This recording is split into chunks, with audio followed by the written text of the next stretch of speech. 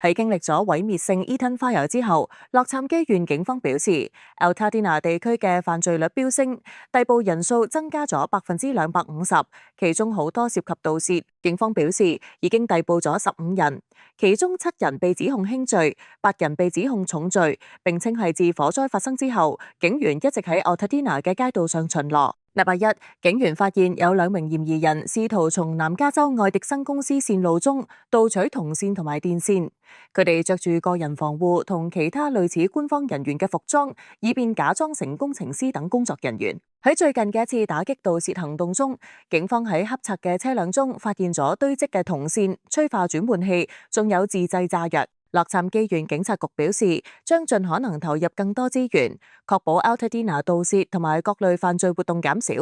同時，洛杉磯縣警察局仲提供房屋檢查項目，居民可以向警方申請上門巡邏。